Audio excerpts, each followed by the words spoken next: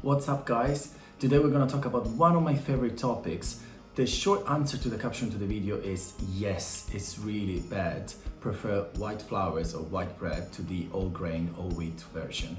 My name is Stefano, I'm a nutritional therapist, and today we're gonna find out why it's so bad to eat white bread.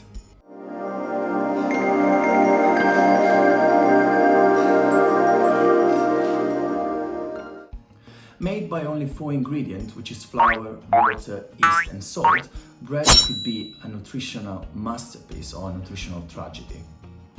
Out of the 4 ingredients, flour is one of the most important one, which is the one that we're gonna concentrate today, although yeast and salt are really important.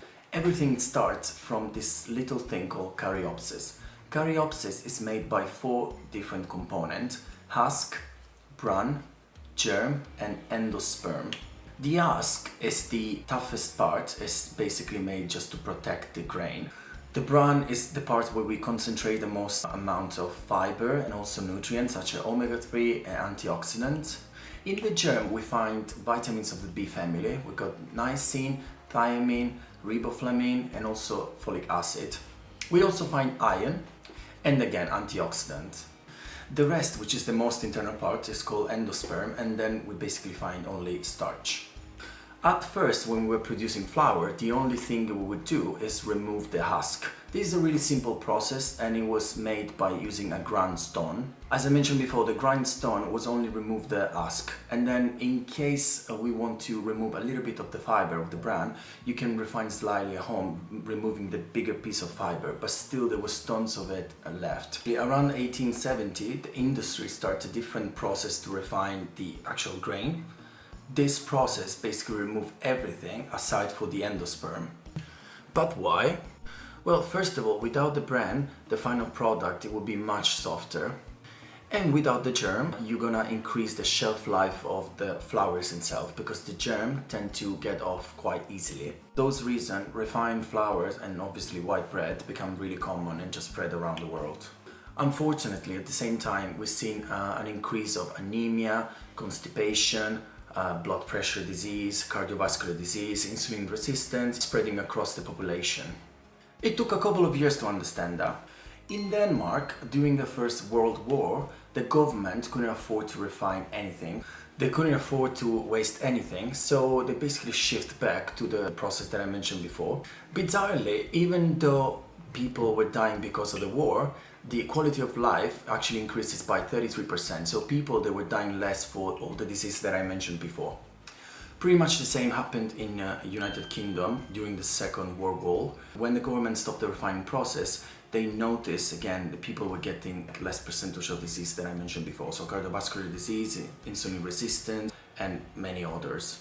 After the Second World War and when everything went back to normal, they decided to keep obviously going with the refinement process, but to enrich the refined flours with a few components, which is at the moment iron, thiamine, riboflavin, folic acid and iron.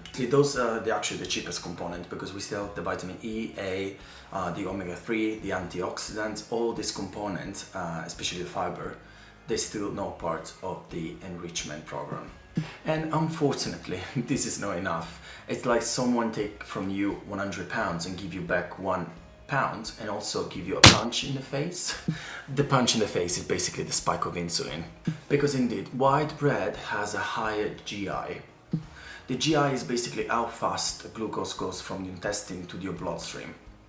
Without the fiber, which is usually the component that slows down this process, basically the GI in the bread, in white bread actually, is really high, pretty much the same like the actual sugar.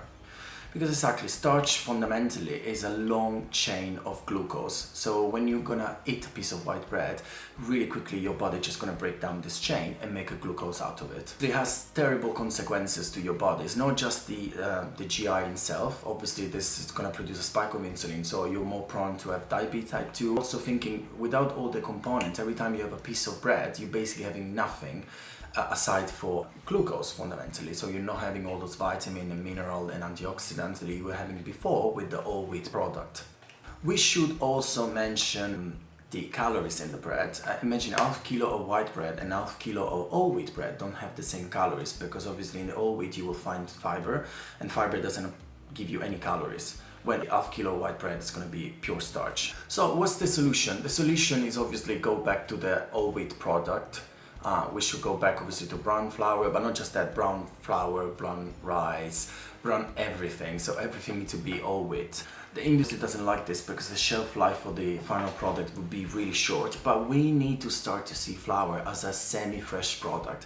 You don't expect to buy eggs or milk or anything like that and not leave it in the fridge for several months. And you know, I can understand in a way, the first time maybe you approach the whole wheat product, the brown bread, it will be different. For me now it tastes better, but I remember when the first time I start to eat brown bread, I can feel the difference in the consistency, but at the same time I start to see to feel different flavors that white bread doesn't really have. Usual issue people have is the brown bread is a little bit harder. So if you compare with white bread, there is this soft cloud that you're eating. But at the same time, I don't think it's worth at all.